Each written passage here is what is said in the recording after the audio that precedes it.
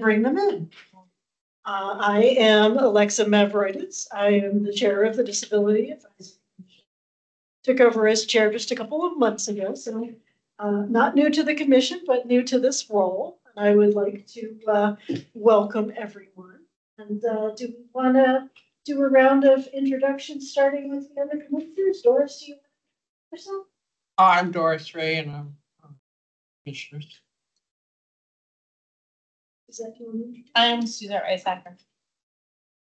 I'm not anybody. I'm not on the commission. I got an invitation through another person to be at this. I was on the Resident Accessibility Committee, and I was told to join the Arlington Accessibility. And then they sent me this invitation for today. So I'm in the wrong place, but I said this room. But anyway, I'm hopefully, I wear a prosthetic, have my whole life since I was born. If I have anything to offer, I've done a lot of things in Reston and Fairfax County to improve accessibility and traffic controls and crosswalks and building maintenance for, you know, the other things that need to be done within it. Well, that's wonderful. There's a lot of back and forth right now about the question of what the audible signal should be in the crosswalk. For example, the county is saying that it needs to be a sound, and the blind members of our commission are saying that it should be speech. And so there's been a little bit of stuff going around about that. I'm wondering if that's stuff you happen to know anything about. And I don't want to interrupt your meeting and what you're doing here. So but all that I'm saying is I have been trying very valiantly to get a hold of whatever, whether it's a regulation, whether it's a recommendation, precisely what it is and who laid it down. Is it the federal government? Is it county? Is it so? Yeah, I work with the supervisor of Fairfax County, so hopefully I can help. Yeah, if you have any way to help get that, we had been told that they would provide us what they were quoting, and then what we just got back this week was an email saying, please provide your feedback. And I'm like, I'm very glad to provide my feedback, but what I wanted to know was on whose authority this decision was made. Right, so, understand. So again, you know, if there's, and I may not be the best at reading statutes, but once I have it, I can get someone to help me. Sure, understand. So, yeah. Okay, maybe I can. All right. Well, thank you very much. Thank you very much. Sorry for the tangent. That's okay. Thank you. My name is Sarah Crawford. I'm the Assistant Director of Transportation. I don't do operations, but I can find out what you're looking for. Oh, that would be absolutely. I can try. Let's just put it that way. That would be absolutely fantastic if you could, yeah. You know, because we did have a gentleman, you know, come in and present, and we know that what he said to us was, you know, these are the regulations. And again, speaking simply for myself, I'm not interested in, you know, challenging anything if we're following a regulation. I just want to know what it is, right? Because you know, everything that I know about what the blind community prefers from what people have told me is, you know, please use speech. So so it was interesting to me, and I can only go with what people that I have spoken to say, and so I'm just curious where Arlington got that.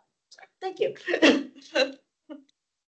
Everyone, I'm Laura Biala. I'm with a consulting firm named Foursquare ITP, and we have been working with the county on the topic that we are about to present upon, the Computer Assistance Program Strategic Plan, and I'll tell you what that is when we get started.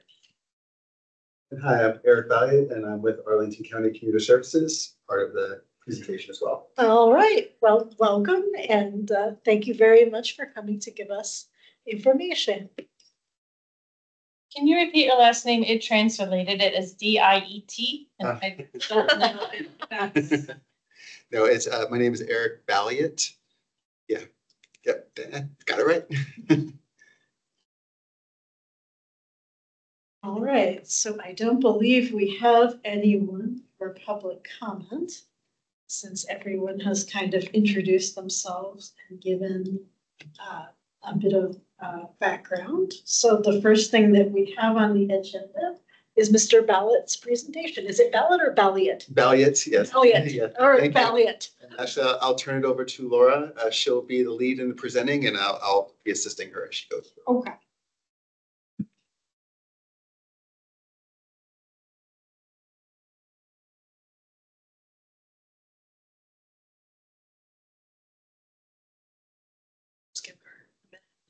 Actually, while Courtney's fixing this, I'll ask you all a question. Does everybody here know what transportation demand management is?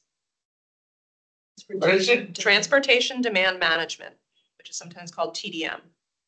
I've heard the term, but Awesome. Well, let's talk about that before we get started. So transportation. Doris, are you okay with hearing everybody? I want to make sure. I know you said we're asking folks to talk earlier. I've been kind of projecting a little, but I just want to make sure you're. This is approval. Doris, can you hear us? Yes. But Okay. it's iffy. And that has never been the case in this room. Because I've been here for the and at least 2 SPRs. So I'm wondering, I don't know whether it's me, Courtney, or whether it's because the mics are up in the ceiling, right? Where are mics? And this is, I have a hearing impairment. Where are the mics in the system? They're up in the ceiling. Hmm? In the ceilings? Well, I can hear them, but there's also, actually, this is a bad sign. There's echoing. And if I turn up the volume of this too much, it echoes. So that means the system needs adjustment. So anyway,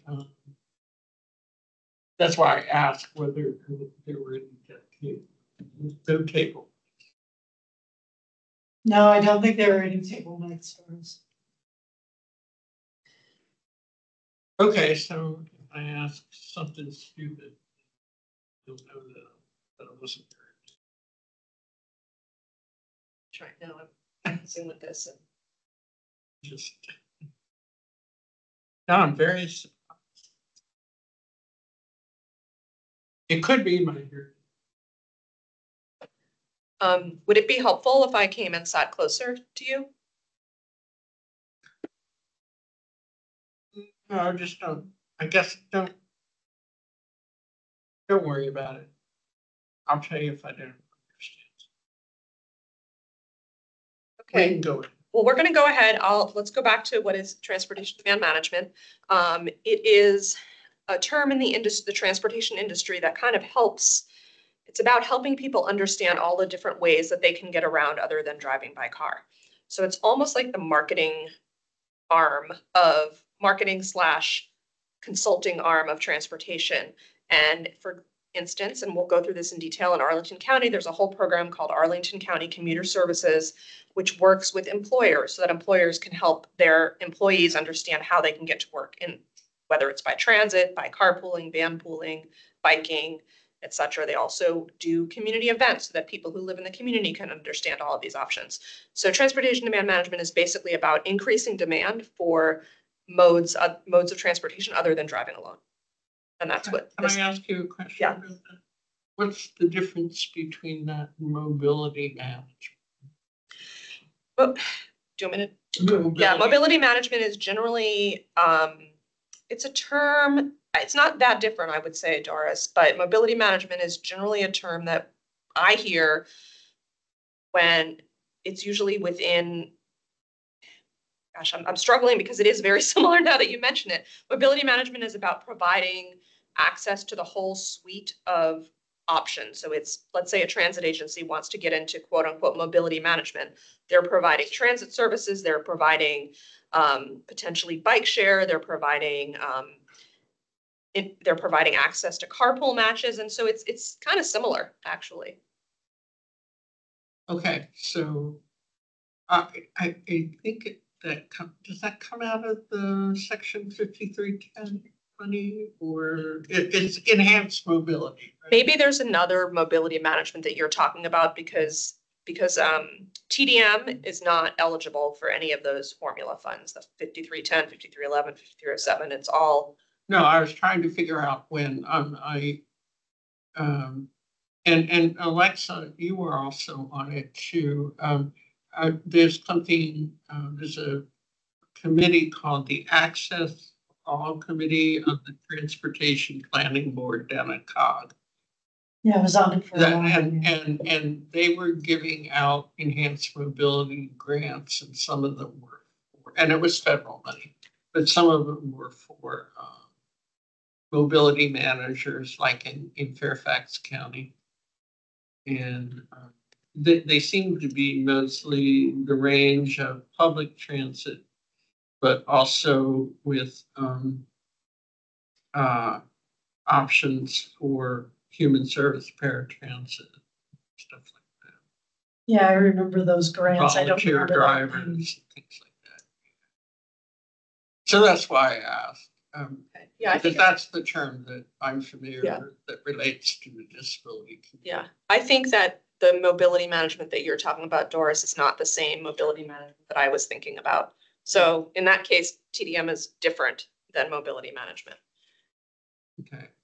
So I don't know if anybody who's online can see the slides, and they're going to be half cut off. So I'm not sure what to do about that, other than I'm glad that I have a printed copy in front of me. So Courtney, if you want me to make any changes to the computer, let me know. Otherwise, I'll just dive right in. Yeah, let me just, hi Karen, I put the slides in the chat.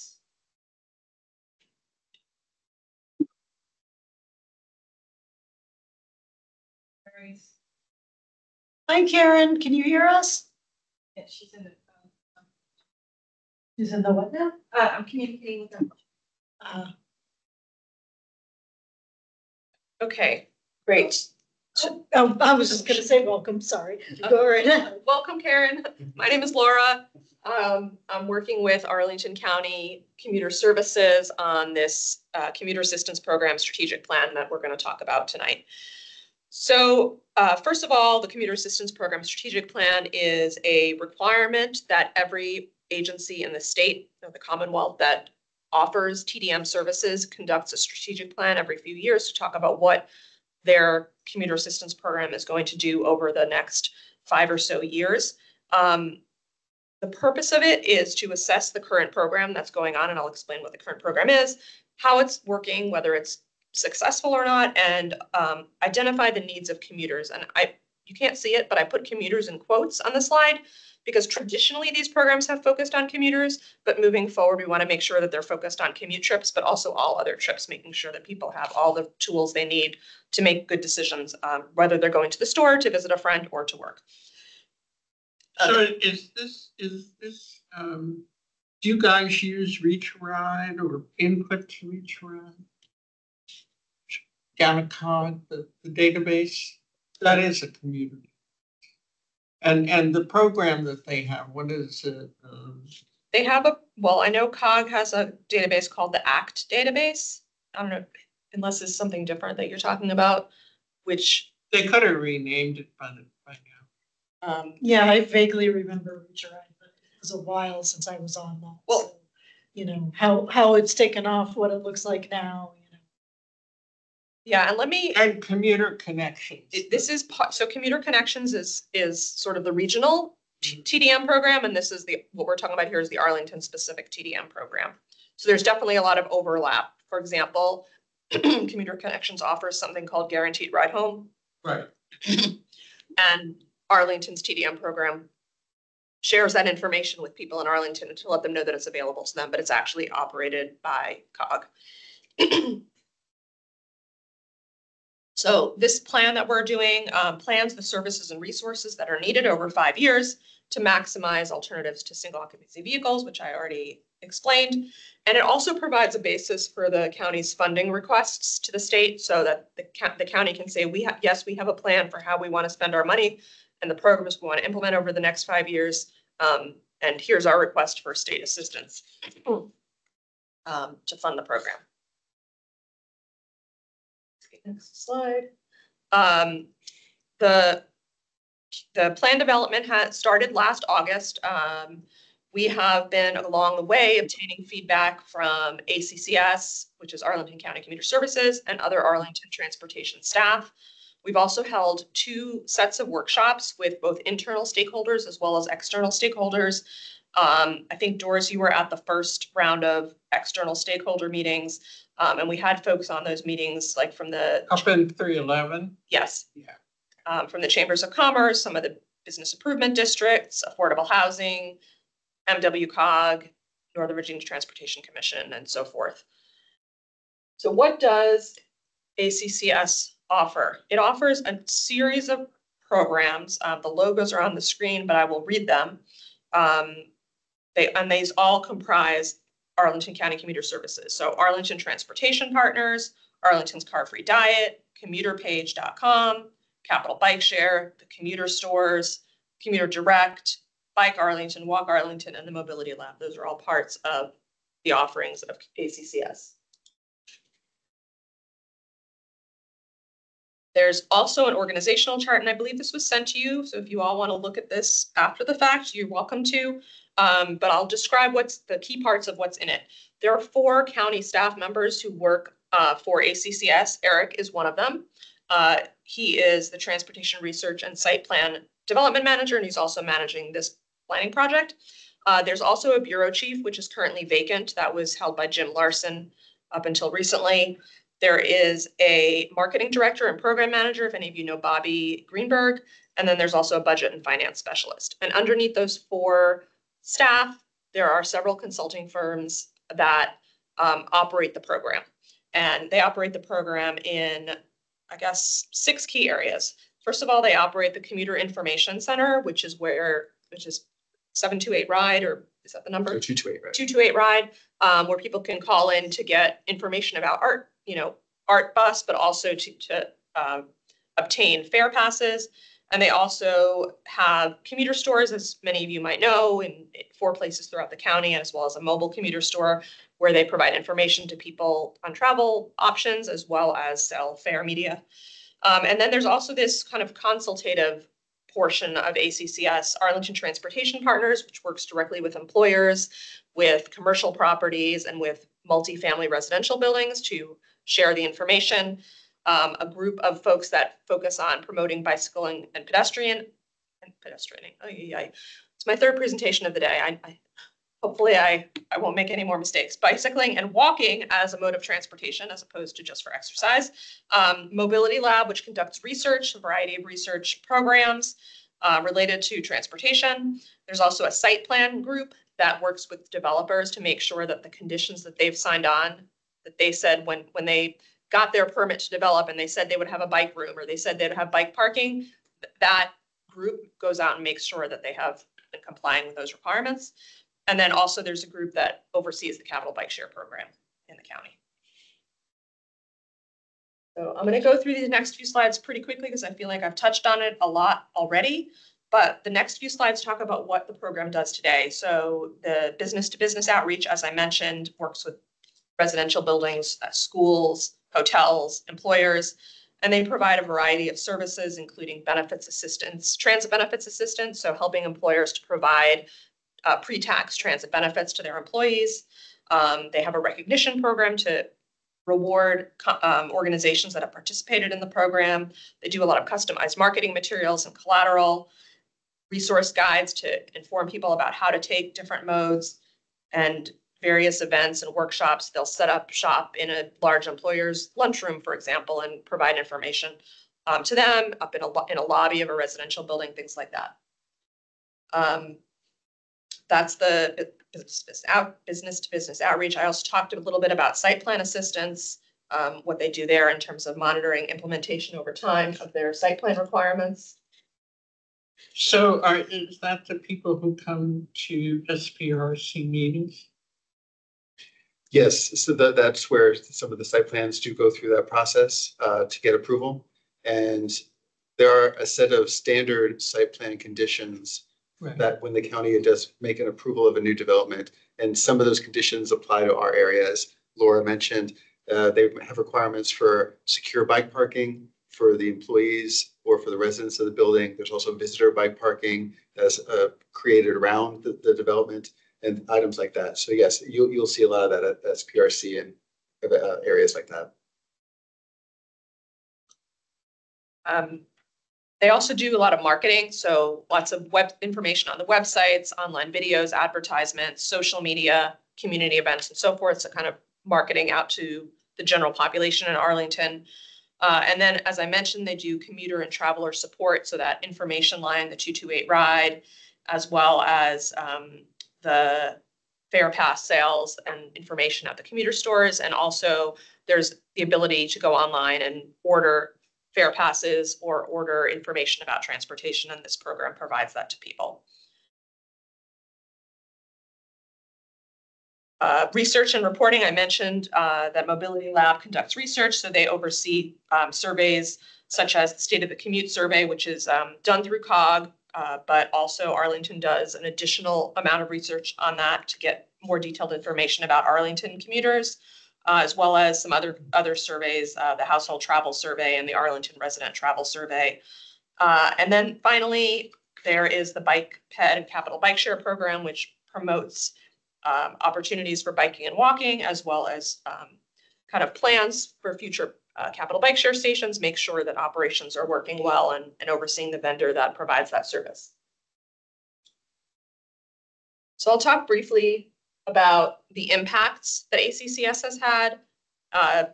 In 2022, that's the most recent year that we have this analysis for, because it requires taking a whole year of data and then doing a bunch of analysis. So the 2023 assessment isn't ready yet, but in 2022, the program assisted more than 44,000 commuters shift to modes other than single occupancy vehicles.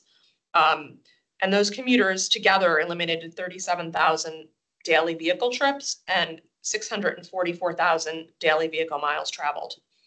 And of course, those reduced trips resulted in reduced emissions on the order of 231,000 kilograms of carbon dioxide and various other pollutants. And also those moves to away from single occupancy vehicles results in societal cost savings. So reduced air pollution, reduced congestion, deferring the need to build additional roadway, avoided crashes, and so forth. And overall, the analysis yields that the program returns a 4.3 time return on investment from moving those people out of their single occupancy vehicles. The next thing I'll talk about is what the program did in 2023, and that information we have because we know what they did in 2023. The year is over. It provided guidance and services to 800 employers, to 360 multifamily residential buildings and 100 commercial buildings. They worked with over 250 site plan buildings to make sure they're implementing the measures that we talked about, the bike rooms, the bike racks, and some other metrics. They worked with a number of retail partners, so stores that carry brochures and information about transportation in the county, and held 133 events to provide information to people, and also managed the Capital Bike Share Program, as I said, which has more than 900 bicycles at 107 stations in the county, serving 266,000 trips that start in Arlington. So I know that's a lot of numbers, but the bottom line is that the program does a lot.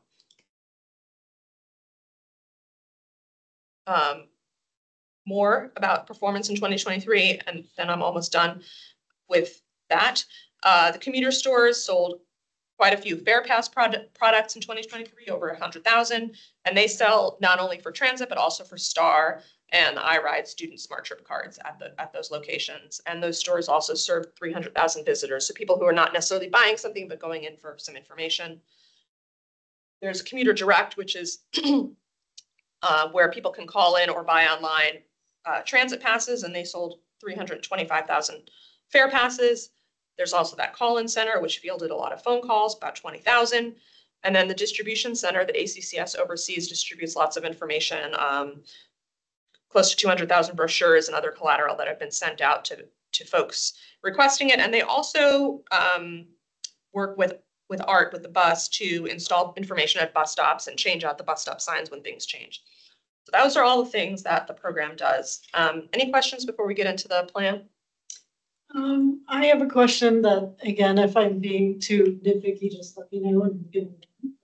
One of the things that I have noticed, and I don't know if it's possible to change or look into or anything, but I've noticed that I believe that seniors can get reduced fare Smart Trip cards at commuter stores, but if I want my disability Smart Trip card, I have to go through a much longer rigmarole.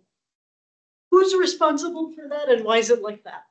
Would you be able to either know or find out? Because it would be so wonderful because I go to Boston every morning and, you know, my reduced fare card lapsed in 2020, of course, when everything was going on. And it's like, you know, I've got to get my stuff for my doctor. I got to get out to this place, that place, send this to these folks or those folks. And yes, I know I can send it to ECNB, which doing, but I'm just kind of wondering, it would be so nice if I could just drop by the Boston commuter store and say, hey, I had my doctor sign this. Can you, you know, where, again, my understanding is that somebody who's a senior, all they have to do is, I don't know whether it's show a Medicare card or show something with their age on it or something like that, but it's very simple. And so, you know, I guess maybe it has something to do with having a doctor verify it for you. But I always, you know, I watch people getting their cards and just like, it'd be so easy. I'm here anyway. I don't know the reason for that, but I took it down as a question. We'll follow up. Thank you so much. Thank you so much. Suzette and then Marilyn. Yeah, go ahead. So one of the reasons is fraud. Mm. When I got they only one location in DC by Lafayette Square where you can get your disabled pass in the whole entire system. There's nowhere else, and it's all because of fraud. Mm. So they are refusing to allow that to be expanded. So just to answer your question. All right. Well, I appreciate that you know a bit about that. Yes, because I'm like, you make the disabled people go to a place that's not on a metro route, that's not accessible in order to get accessible cards and pictures taken. Ironic. The question I had for you though is that you gave a bunch of numbers about carbon output and offsets, but you didn't mention about the downstream or upstream and whether or not you're actually calculating that or how you got that number. I can tell you briefly about how, and I did not get the number, but I can tell you how the person who got the number. I'm not sure I understand your question about downstream and upstream. So you say that because a car was taken off the road, yep, that there's somehow a reduced emissions. But then you have all the cars that have to pick up the bikes, move the bikes within the system. You also have getting the bikes from the manufacturing plant to our area. You also have all the repair vehicles that are going around repairing these things. So I was trying to understand the real value or the real effect on the environment. Understood. I will tell you for 100% certainty, it does not take that into account. The way that they did calculate the numbers is purely based on mode shift and based on average trip length and average vehicle occupancy in the area, and then, you know, concluded that based on their impact, that number of trips with those number of miles and those number of average people in the car have been taken off the road, but it does not, to my knowledge, account for the other points that you just made. And those are good. That's a good point. It is, yeah, I agree. The only other question is that within this system, whether or not there is any use or advantage for disabled people. Within Capital Bike Share specifically? Or any of your alternative methods, right? Or the modalities, right, that people keep on saying to get out of the car. Don't focus on the people who don't necessarily use cars. Yes. So that's where, like, you know, there's never a Capital Bike Share that's a tricycle, right? And I have 3 people in my neighborhood who have tricycles, but would have loved to use and be able to get around and use that system, but they can't, right? So trying to figure out the advantage of when you say carbon output or the advantage to the community that we're using community resources, community dollars, but we're only servicing some portion of that community. Yeah, It's good. It is, Thank you. yeah. You have a question? I was offering the, I happen to have Smart Trip because I'm of that age where I could get it. But something that you might want to take back as an idea to look into for that issue you wrote down is if you have a disability sticker and you have your ID and they match, that should be a potential way to cut this other issue down. So you might look into that. You have a sticker and you have your driver's license or an ID, that should be good enough, I would think, to not have to go through all that you just described. Just throw it out there. Good enough. I don't understand what you would get if you have your ID and you know what you just said. You get Smart Trip. You should be able to get Smart Trip. Reduced fare Smart Trip, Yep. the way that non-elderly disabled have to do it right now. Or just We have to have a doctor fill something out. We have to go to the office in DC, or we can go through You mean a ECMP, rig card? which You mean a card that's loaded? The reduced rate. the reduced rate. The reduced rate for non-elderly disabled, you have to get that card. You have to go through a process of having a doctor write down. Yeah. And you would have already. And I believe, if I understand correctly, something that Mr. Shaw told me recently, it may be the case that you can go through ECNJ instead of having to go into DC, which is a little easier, but there's still a big rigmarole. And it seems like people who are disabled and above a certain age have an easier time. But And what it's you're not- talking about is the discount card. Yes, that's right? Yes. Yeah. Yes. Yeah, yes. and so I don't know. I know that down at WMATA when they put you through a process mainly having to do with getting doctor's approval, right? If you're under 65. So I'm correct about that. Yeah. And the thing that's irritating about it is that, you know, the person who diagnosed me with cerebral palsy diagnosed me when I was about 2. So when I'm 45 and I say, will you fill this out for me? They're like, well, it seems like you're telling me the truth. It looks like you walk a little funny, but I'm not the doctor who figured that out. So am I really able to vouch for this? And so it makes things awkward for me when, you know, I'm not lying about the fact that I get tired. You know, like, So does WMATA set the policy for that, for the Smart Trip cards? probably. I would Yes. imagine they do. Yeah. Yeah. Yeah, and so and in my understanding, it's Transit Act program, so they have to give some proof of eligibility, whereas, you know, if you turn 65, then you don't even have to use it. So, for example, I wasn't using the discount Smart Trip, and the only reason I started using a discount Smart Trip was because I was at Vienna Metro Station one time and some woman came up to me and said, I've been visiting, my daughter got this for me, but I'm going back to California tomorrow, and do you want it? and so from that point on, I was already 65, but so I just you know, I know that you can walk right in and show your, because the senior discount is based on 65 and older, you just show your ID and that's it. Right. Mm-hmm. Proof, but if you're under, then you have to prove disability, and I guess that's why. Yeah, that's what it seems to me is probably from my understanding is from what Suzette is saying. I Yes, think but it's even in if the you Federal have the Transit handicap Act. We need to placard find from the out. state, they Yeah. won't accept that. Yeah. Right, like, and they give, you know, in your wallet, you have to have the ID card that matches your placard, and the That's numbers true. match. That's true. And that's all, you know, doctor regulated.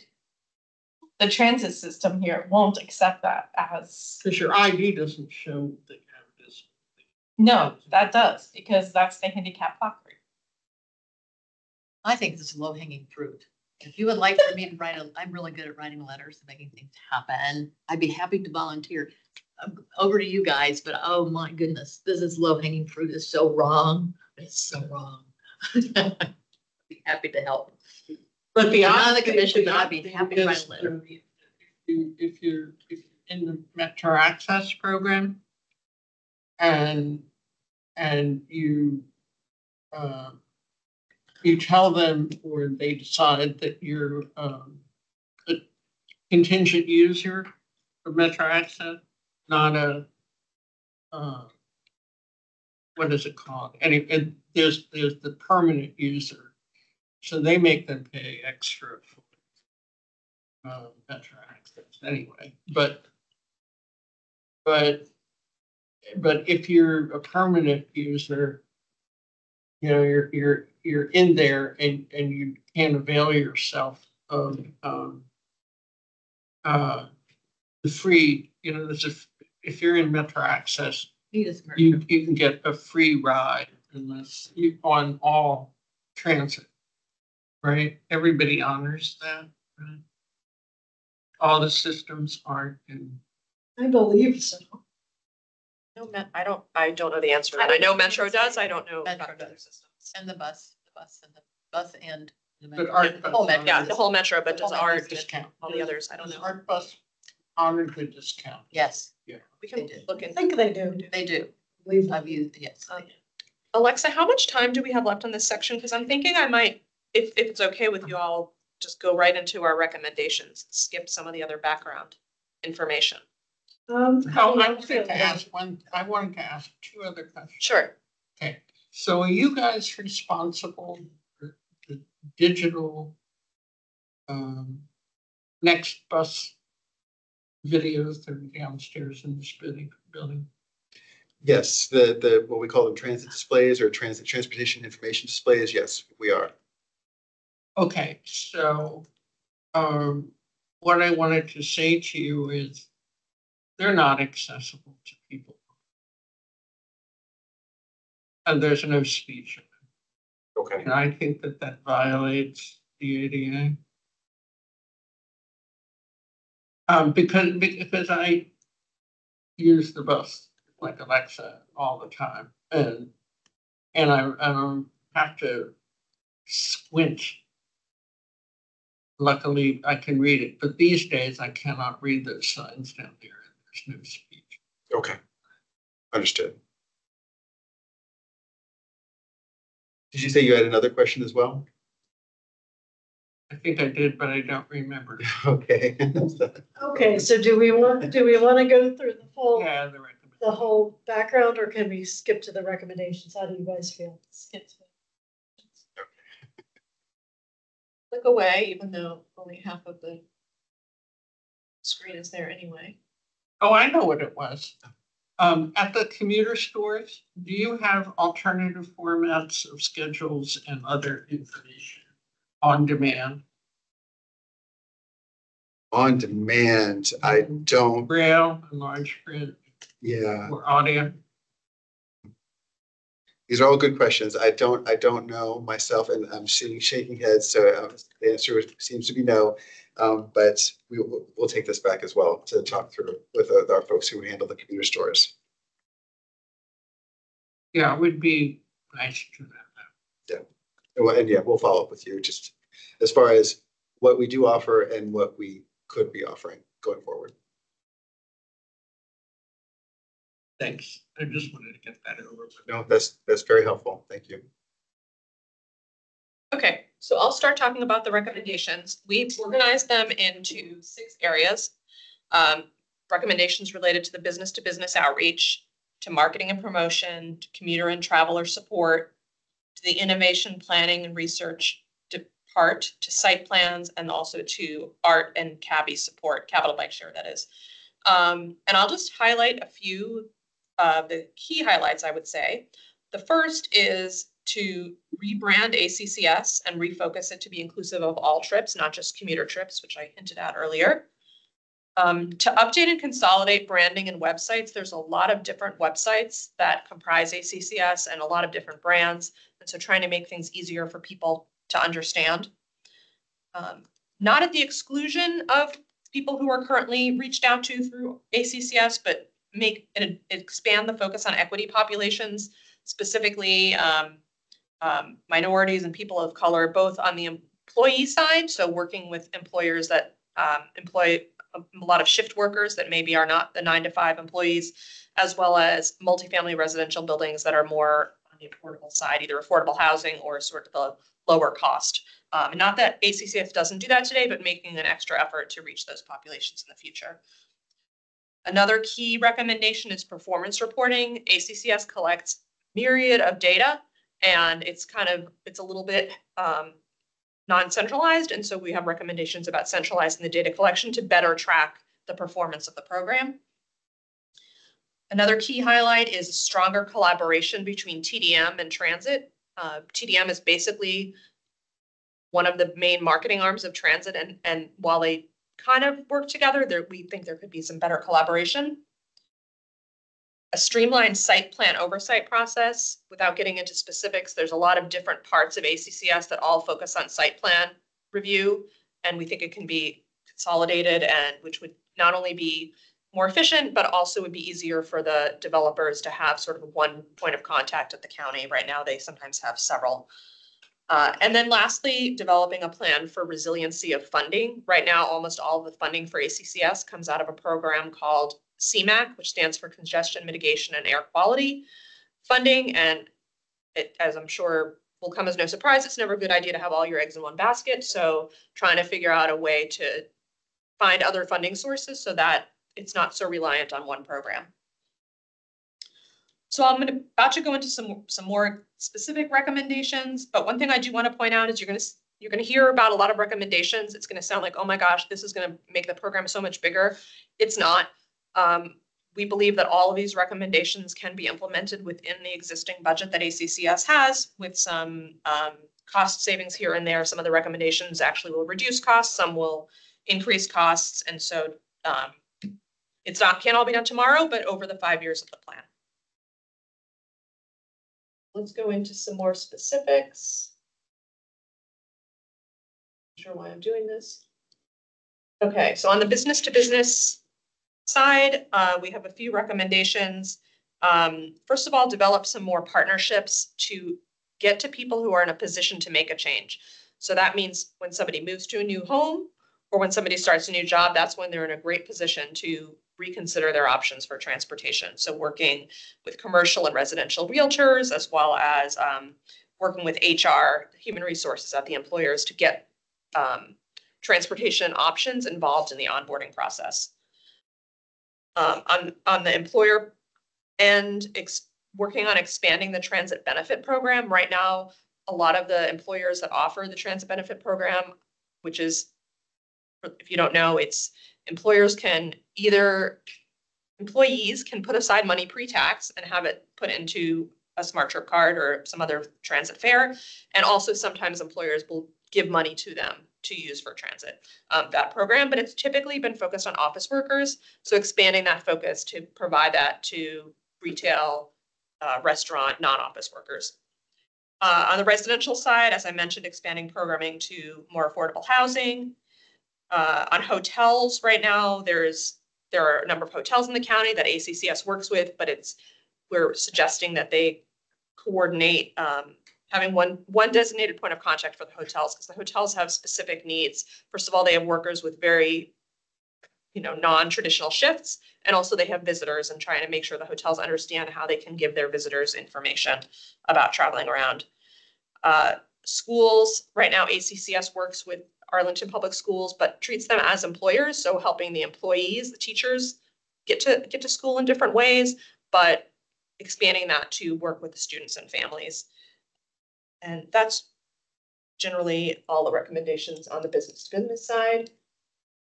On the marketing and promotion, I'm gonna be careful not to repeat what I've already said.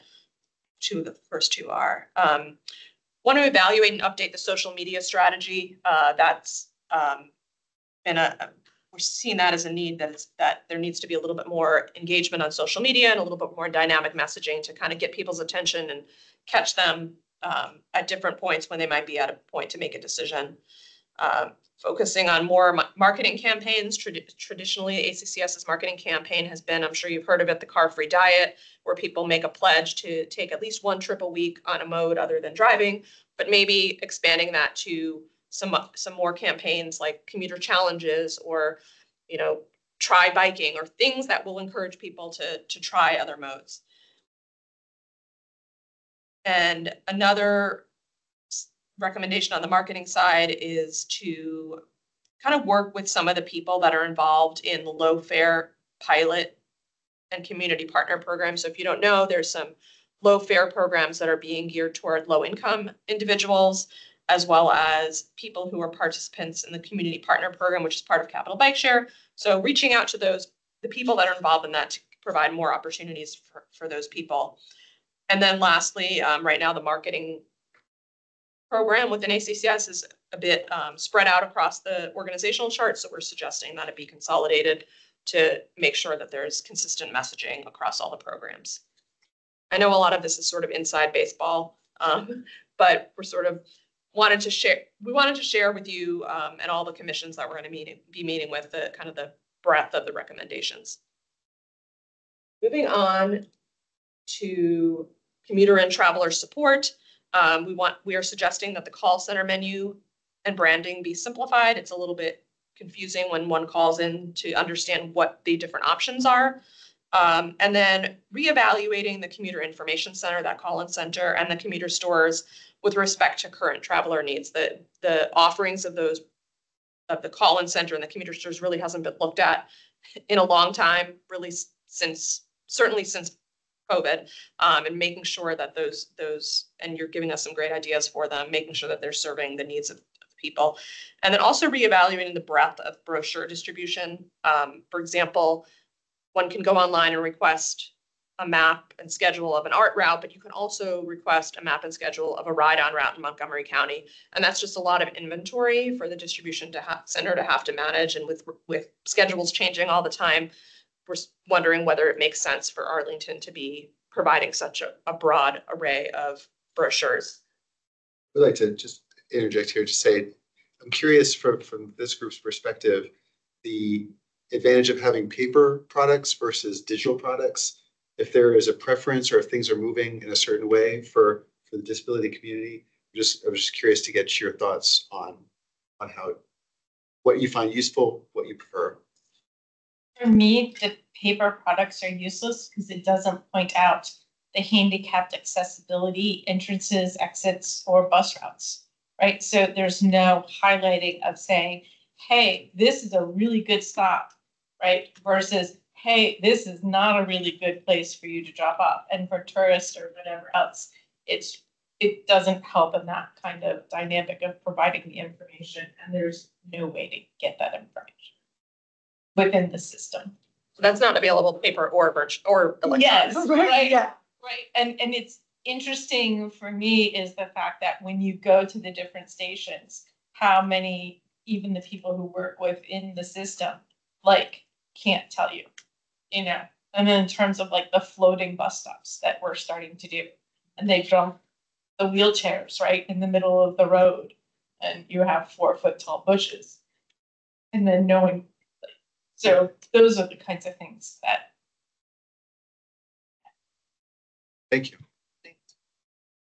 Any other thoughts on paper versus electronic?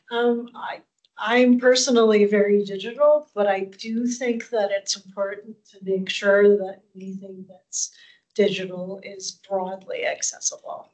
So, you know, if you make something that I can see and hear, but, you know, Doris tries to have it speak to her and it breaks, or Doris tries to have it speak to her and what button do you push? Or, you know, I mean, one of the problems with these phones is you know, I can only use one eye. What if something happens to the other one and I need to call 911? It's not like I can easily feel how to do that. So there are a lot of little things like that where, technology is getting sleeker, it's very pretty, it's very, but then if you stop and think about it, okay, I couldn't see, could I use this? If I couldn't hear, could I use this easily? If I, so I think one of the things to just make sure to keep in mind is that whatever you are creating that is digital, don't just, oh, okay, we looked up the regulations and we're pretty sure we followed them.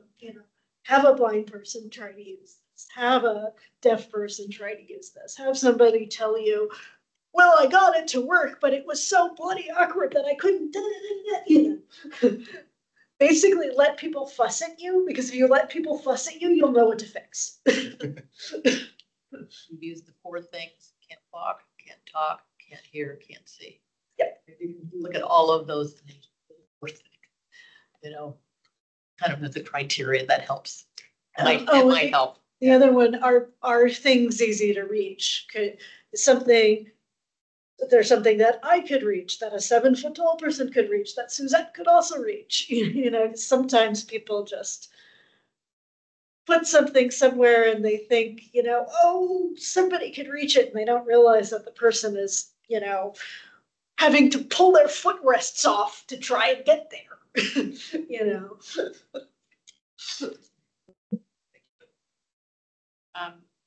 The next section is probably not of too much interest, so I'll just go over it quickly. The innovation planning and research. We thought it made sense for the county to reevaluate the goals and the purpose of the research program and the studies it conducts to see if there's maybe a different focus that it might follow in the future. Also, to explore new funding sources, which we talked about, and we also talked about the last one, which is to systematize the data collection and reporting. Not on the screen, but next one.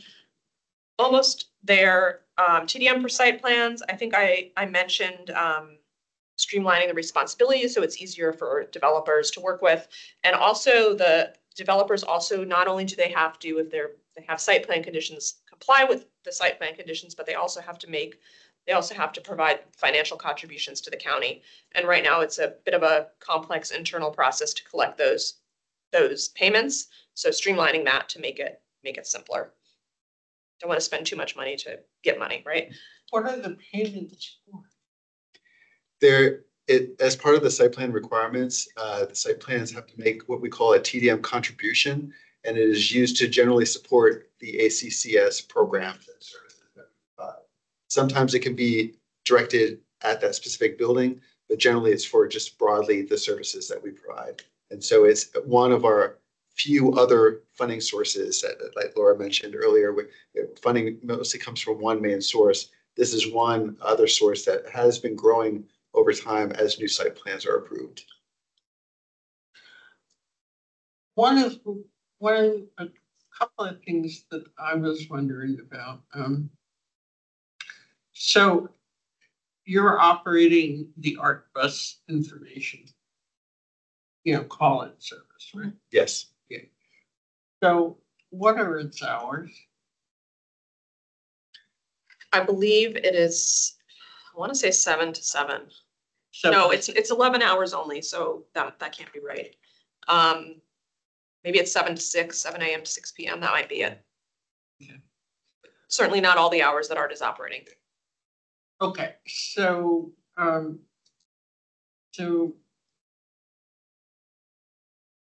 that's, I consider that as somebody who's relied on mass transit all the time. I consider that a real deficit to the patron of mass transit. And I know we all have, or supposed to have, smartphones or whatever, and maybe could look it up on a website or something. So, however However, I think there are a lot of questions when you're planning a trip, and even just or quick call up and see when the next art bus is, if you cannot read the sign, the schedule sign, like if you were.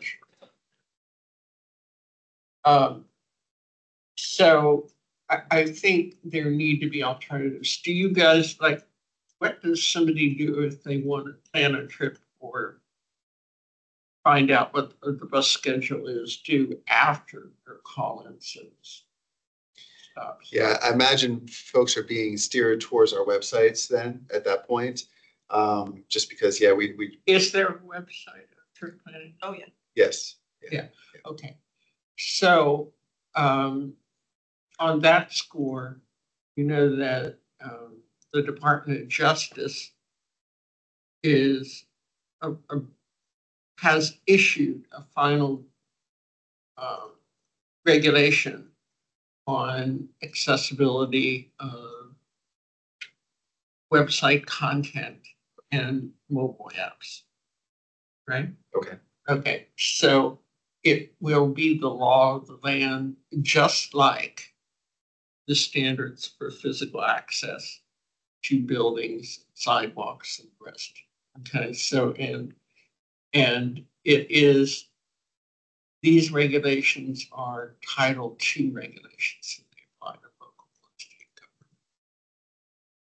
So I think you need to be looking at and do testing, not just automated testing, but beta testing with people who are blind to make sure that the current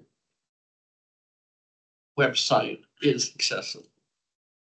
And if it's only at the Section 508 standard, which is WCAG 2.0, that will not be the standard. Okay. There'll be a transition time that the county will have to 2 years, but at least certainly for existing websites and applications. But so I wanted to mention that, and you might want to be consulting with DAC and other organizations in the Arlington disability community to, create a beta testers. And we're lucky here because we have a lot of people who work for the federal government and know those regs. Yeah. And so there's that. And then the other thing I'm wondering about is right now, some local jurisdictions have an agreement, cooperative agreement with WMATA. And so trip planning is available that would include a local jurisdiction, but most of them don't. Like if I call up and I say, can you tell me the schedule for the Fairfax Connector, blah, they don't have it. They don't have the information. So I'm wondering if they have ArtBus information in the WMATA automated system. So, in the middle of the night, I could call up and say, I think they do, but I don't want to swear. But it would be on the WMATA system. In other words, so the 637-7000. Oh, okay. Okay. Okay. And because I think that's important, because if you're traveling between jurisdictions. The other thing I wanted to ask you about is you're calling this commuter services, right? That's what it's currently called. We're Yes. hoping to change it.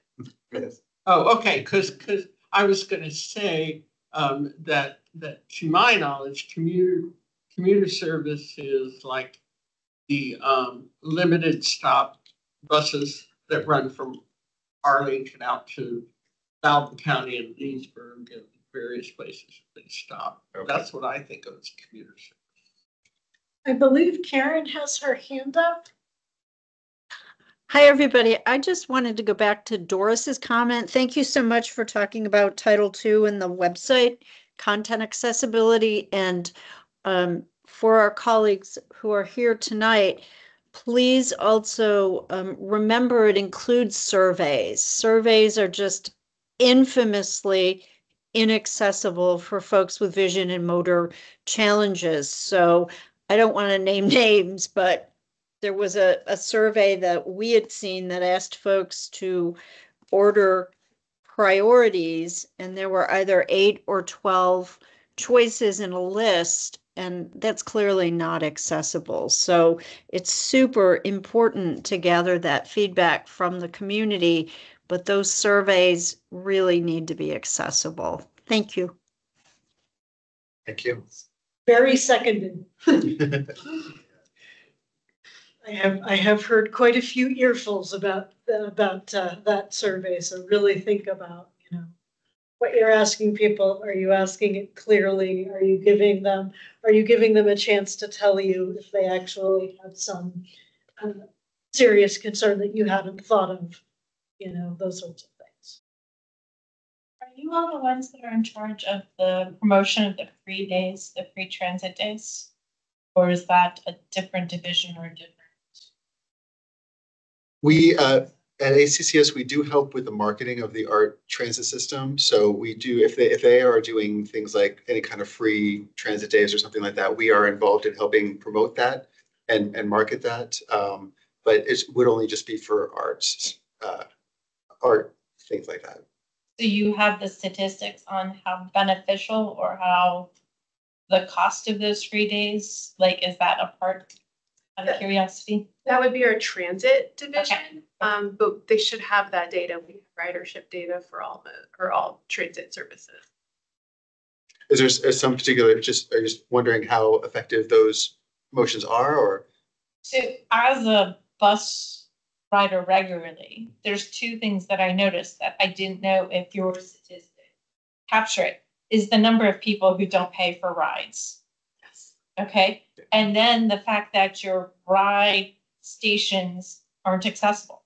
Like if I wanted to pay for a ride, I'd have to give my card to another human being and they have to tap me in and then they give me my card back. So between those statistics of what you're gathering was just trying to figure out the money difference between your 3 days and riders and whether or not you actually have the opportunity to know how many people come on your bus. Not equity. Understood. Yeah, but yeah, Sarah mentioned, yeah, our transit division does keep statistics on that. So yeah. Do you keep, how can I say, do you keep statistics on for ridership statistics for art and stuff like that? Do you keep statistics that would help when, for example, right now WMATA is doing Better Bus Network, which and art decides on its own buses, and whether there's going to be, whether art is going to take over a route that WMATA is running or vice versa. But it seems to be happening that locals are taking over from WMATA routes. And one good example of that is that I used to be able to take from Pentagon City 7A and 7F, so metro buses, and go directly to a location in right across the border here south, the Southern Towers.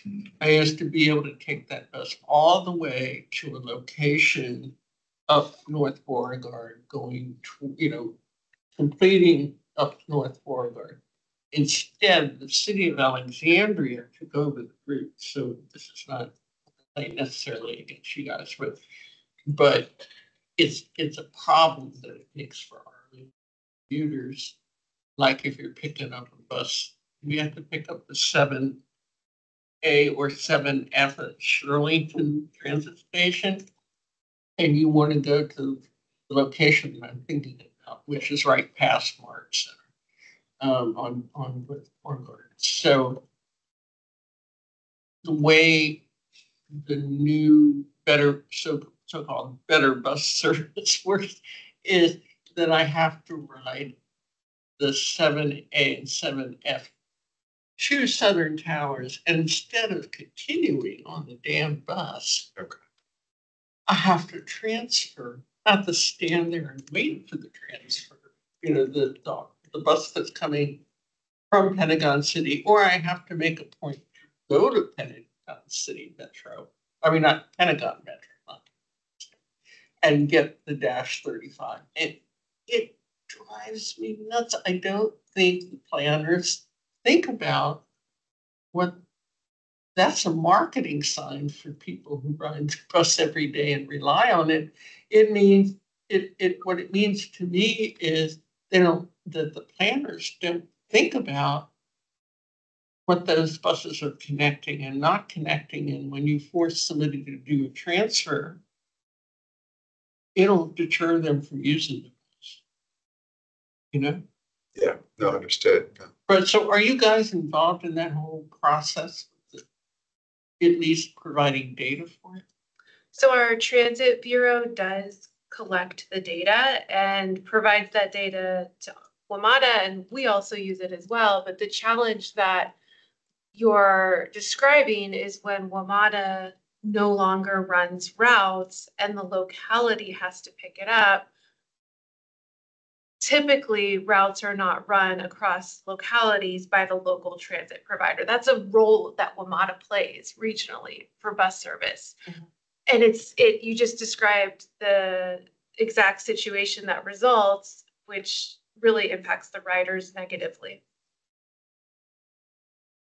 Yeah, and it's either they don't have any more service unless Arlington picks it up, for example, but I can't think of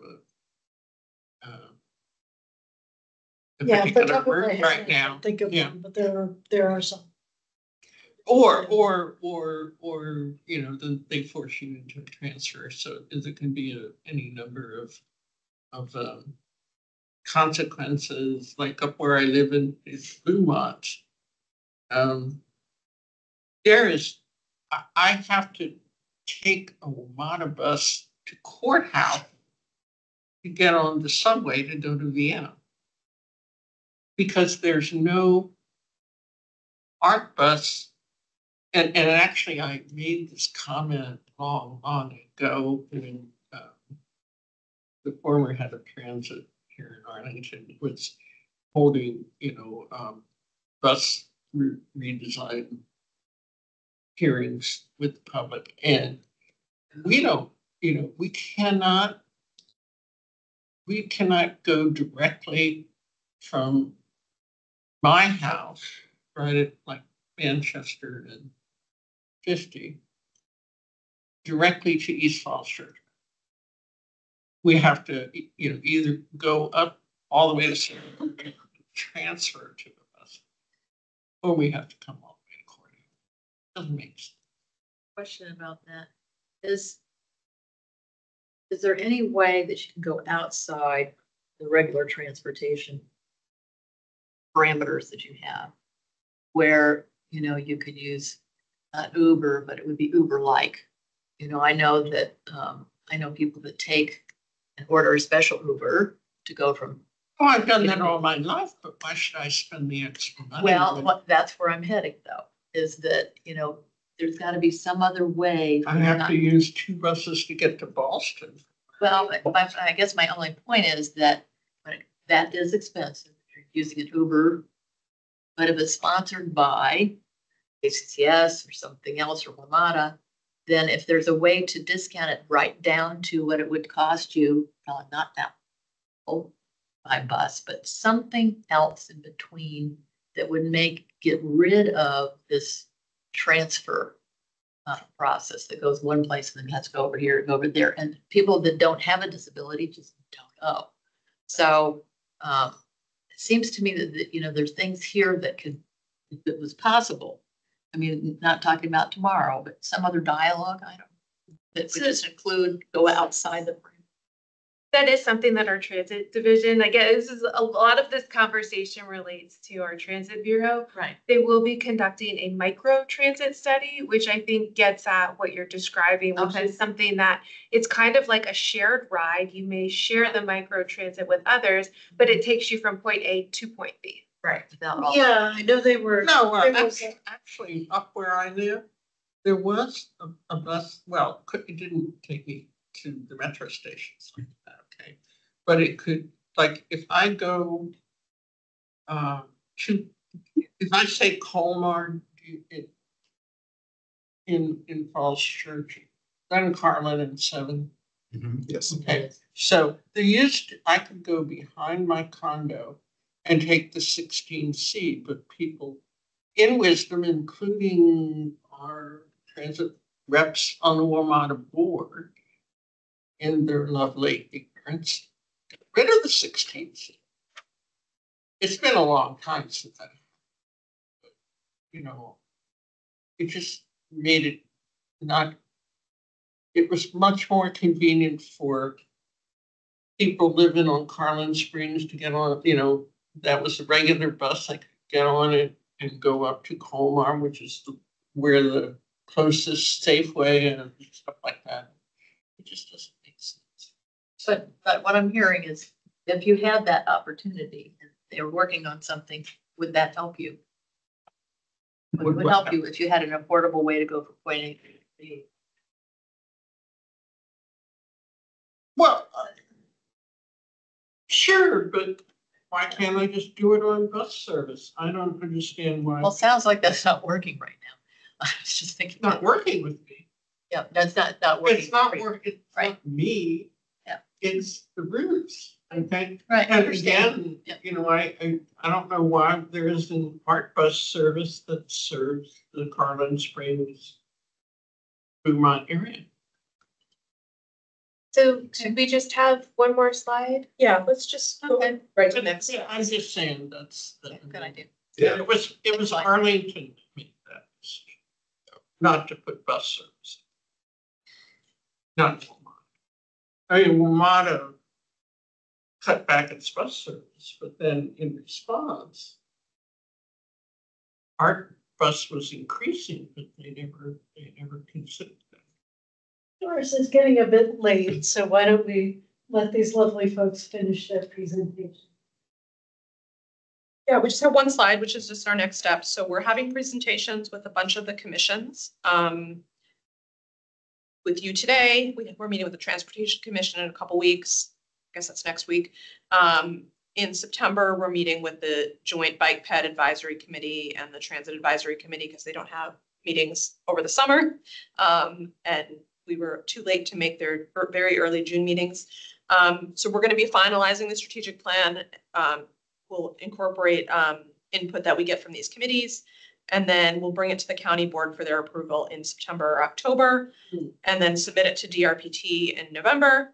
And then there will be a lot more to do. This is just a plan, a strategic plan, but there's going to be a lot more detailed steps involved in actually implementing it that will happen post submission in November. So that's kind of where we are and where we're going. And we really appreciate all of your input. It's been very eye-opening for me. And All of us, yeah. be very helpful too. Yeah, As we thank you for analyze things. stopping by and thank you for listening to us and for taking your things so seriously. Thank you, and sorry to take up so No, much time. I would like to send you a draft concerning your issue. Oh, please I do. send you a draft. Yeah, yeah. Whoever you want to send you a draft. Okay, And when it are you to thinking you get that to me, just so I know when to? in the next next week. Okay. And I've got to go out of town, but I'll do it. I mean, I'm sorry, I do this talk. Okay. I'm happy to do it. You can change it, whatever. Very nice to meet you guys. Thank you. Thank you so much for coming by. You're our first group, so we appreciate that. All right. The early Nice to input. meet you. Nice to meet you too. Thank you. Give it to the other. the committee does, but Thank you. Have a good one. My book. Share it with others. Read. No, Out of no, press. no, Don't find any more. no, okay. Enjoy it. All right. Might be Thank you for dropping by. Literally Are you dropping by. Yes, are you headed to Had no another idea. meeting now? Or? Well, I'm gonna try to go to the other meeting tomorrow. There, I wouldn't look back and he sent me the wrong information, but this is on point. All right. On point. In fact, I was gonna ask you how you would even link to that committee. So I'll be happy to. Yeah, when you talked about that other committee, I was like, I'm No, not they're sure. like very close to this committee, very close from what I just heard. So Okay. very interesting. So I don't have your name or number, or not number, but your email. So that I can, if there's anything that can. Yeah, would you like me to text you? Yeah, let me give or- you my whole name. Let me give you my, let me do this. Huh? No, not the meeting, the presentation is finished. Let me do this. Yeah, I think the next agenda item is something having to do with, I don't think we can vote on minutes. So that's not a thing.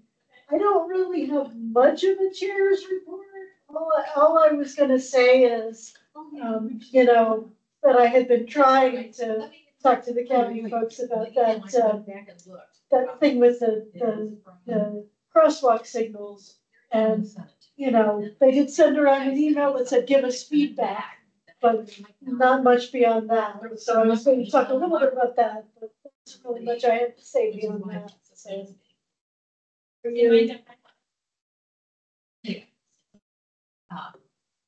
Well, I think it should be fine. I mean, we don't have enough folks to vote anyway, so. I'm sorry, excuse me. What was that again? We don't have enough folks to vote. Correct. Okay. Easily. So I'm trying to.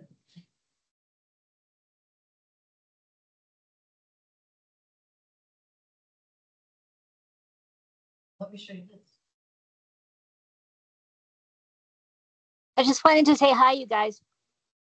Hi, Elizabeth. I wasn't sure whether I was allowed to speak because, sometimes when you. Yeah, I don't know. So I don't had know stayed exactly quiet. what the rules are when there are quorums and when there are not. And I know we don't have one tonight. So, hi. Was there, Elizabeth, was there something that you were going to email to me to look over, or am I misremembering that? And they said, just go and introduce yourself. Perfect. Email coming to you to look over. Yeah, was there something that you were gonna email around, or am I misremembering? I think that I probably completely forgot, not you. Yeah, I know that we had been looking at a housing letter. I don't know, did that get sent? Did that, But I need to send you the. Housing. where did that stand? Yeah. Yeah, if that was already sent, that's fine. I just wanted to double check because I seem to remember something about a draft of something that I don't think I got, but I'm so busy with work that I just wanted Right. to. Well, I But know there that there wasn't was something- something that Bryant had drafted, maybe, but I think Yeah, that there was something. I think he went ahead and sent that. Okay. If We it's had been worked on sent, great. Housing letter a long time back, you Yeah, guys, was that one sent ever or not? I just never was able I to think figure out. I remembered something about Doris saying it was the wrong time for it. They weren't doing anything about it. It was the wrong time. And Is there a draft that I should revive, or should we just call it punt at this point? well, I really liked the draft. I thought it was good. I used it when they had the on occasion you'll find this, they have the chairs come and state like what their priorities and goals are. And because we had worked so hard on it, I pulled out that letter and used that. But Okay, do you want to maybe send it to me as a resource that I can at least use then? yeah, I mean, we I've could seen send it. it. I just Yeah. remember that there was something about the timing and like it wasn't the right time or and stuff like that. So it was weird. Yeah, if you have something to send, would you be able to send it to me tomorrow? Yes, I do. I will. And if you can send that, that's great because it was something we Can't put a lot quite of work read into. this And email just address. Do you didn't have work. it? I'll send it to you. Thank you. Okay. That would be, I'll do that because we put a Okay, lot of so- work into it and it was really, Yeah, are you able to send that to me tomorrow? okay, I'll do that.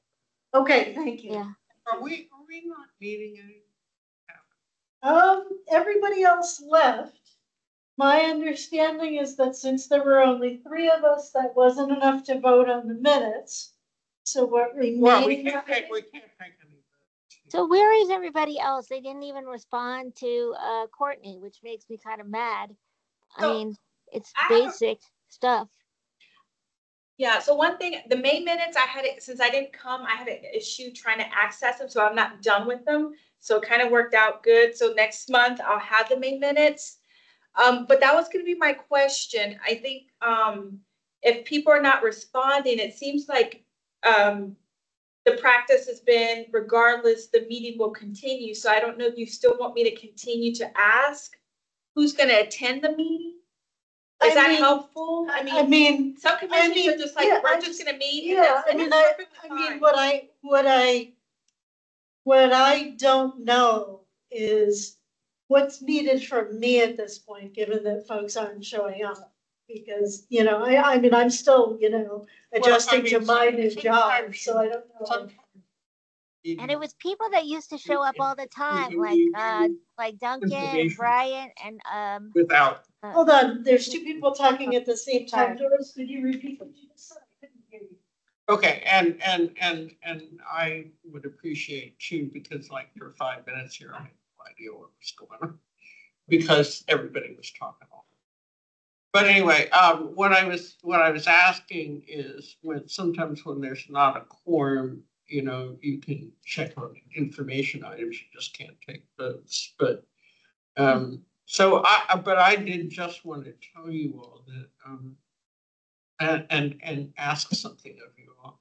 If tomorrow is election or primary day, and I know that you here in Arlington will be using ranked choice, and I don't know whether you've done it before this. I can't remember when they started using the ranked choice system, but I'm concerned that ranked choice voting might be problematic for people using the audible ballot. What would you like us to From an do? accessibility standpoint, because you have to make so many choices and have to read, a lot of stuff on the audible ballot more than before, because you've got to make a choice. Who's your first? It's not just your first choice among, picking out one person among the candidates. You have to pick your first choice, your second choice, and your third choice, although I haven't got fully trained in it, but something like that. And Virginia, or at least certain jurisdictions, the League of Women Voters here, and there's a nationwide effort to do that everywhere. So where I vote, we don't have it. And what is it you're asking us to do? Well, I was just asking your observations about using the ranked choice voting. Have you already used it? Are you voting tomorrow? Can we have a little, informal report on So how it worked out for people? Okay, so basically at our next meeting, discuss. If somebody is willing. If folks who voted in the primary are willing to talk about that experience, we can talk about it next time. I think that's a good idea. And then the other thing is that I've been approached by the American Association for People with Disabilities Rev Up Virginia coalition, which has been meeting regularly for the last 3 or 4 years. So they are proposing to the Legislative Disability Commission at the state level that either that commission, which is made up of state senators and state delegates who are interested in disability issues, to consider sponsoring legislation that would remove from the boilerplate requirements for either getting a guardianship or a conservatorship for individuals with disabilities, to remove the requirement in that boilerplate that says you will lose the right to vote. And if you don't know that you have any kind of option for that, same thing is true of your driver's license, by the way. Doris, let me just make sure that I'm understanding. So what's going on is that when people get a guardian or a conservator, they lose their right. What's being considered is to not give people information saying once you have a guardian appointed to you or a conservator appointed to you, you lose. No, that just doesn't usually happen, and nobody's thought about why are they taking away the vote from people.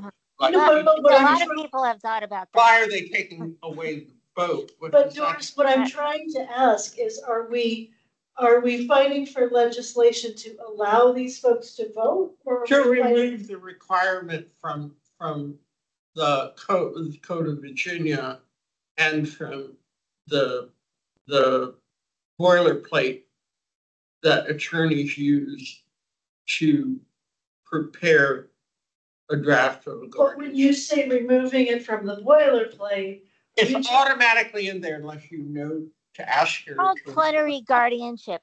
And what happens is I'm involved in a large group that has been fighting to get rid of this in general. But I'm happy to hear, Doris, that they're proposing this in Virginia. So that's really good information. So Elizabeth, just to make sure I'm understanding correctly, are you guys hearing the same thing I'm hearing from what Doris is saying? I think Doris is saying that there is legislation to allow people who are under conservatorships and guardianships to be able to vote. Absolutely. No, they can. It doesn't. The language doesn't have to be in the guardianship. Papers. It doesn't have to be there. But if you have an attorney for a family member or whoever the hell it is wants to be your guardian, and some of these guardianship and conservatorship things come up, like when seniors, for example, who acquire physical disabilities and maybe some memory problems and stuff, and the hospitals are automatically saying this person has to go under a guardianship, and they have their attorney come after them. Mm-hmm. Okay, so then you're trying to fight it, but even the attorneys don't seem to realize that they do not have to have that clause in that will take away your voting rights. And what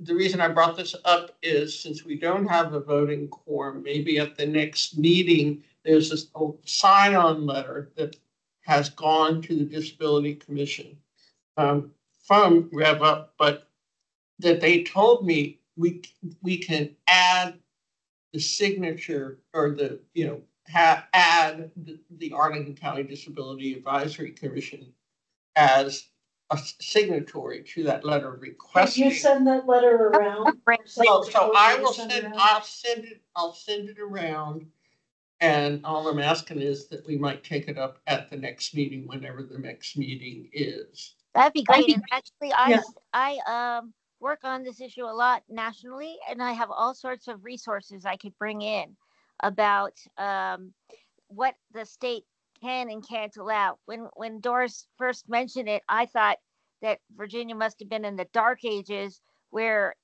some states required plenary guardianship, which means if you get guardianship, you lose all your rights. Most states have gone away from that, and they will allow individuals to have guardianship with certain areas exempted. And voting is one of the ones where states have decided to give people a choice.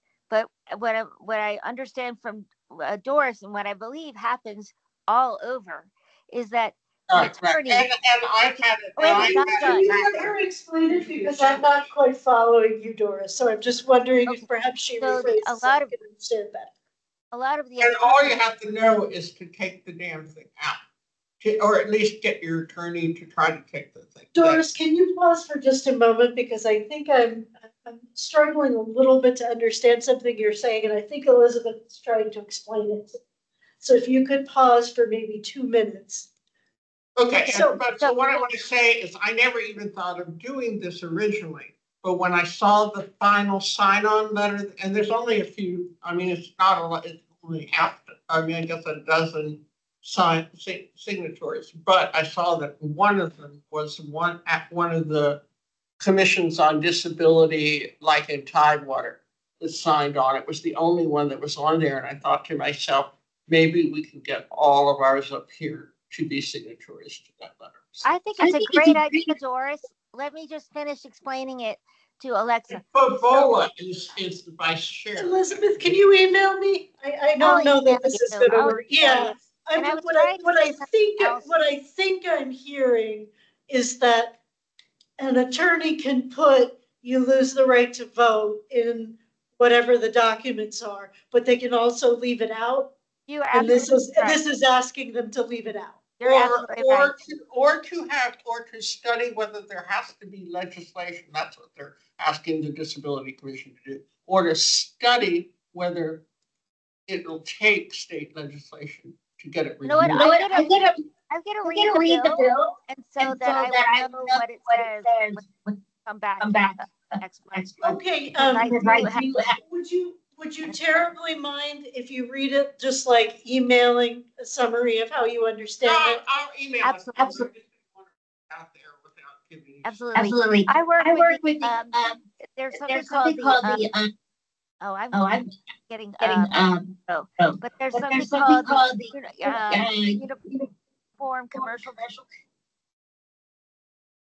Well, when I got the final language, they had already sent it in. That's why the subject came up. Could we add ourselves? Did we just lose Elizabeth? Yeah, well, we have to take a vote to add for something like that, I'm assuming, because it's communication with the state legislators. So. Okay, I think we're continuing to lose people, Doris. So just moving on briefly. What time is it? Alexa, can you pick up? What I was thinking was that if you're in the mindset of regardless of having quorum or not, still having the meeting, then I could just send out information, and we operate under the idea that regardless he was. So what I want to do, and I don't know if we have enough people to really talk about it now, is I want to try and figure out, why are people not coming? Is it just because it's the summer? Is it because, could be because people, preferred things and we had a different chair? I don't know. But it seems that people are not coming. And so one of the things that I would like at some point to discuss, and I don't know if there are enough people here right now to do it, what should we do about that? How should we, whether it be talking to the older members and asking them if they'd like to come back, or trying to recruit new folks, or. Right. I know one of the things that another chair at another commission did, she reached out to each member. I don't know if you would be interested in reaching out to the commissioners. Yeah. She got their emails. Yeah. Okay. So I guess email each one of them individually and just say, would you like to still interested in participating? Yeah.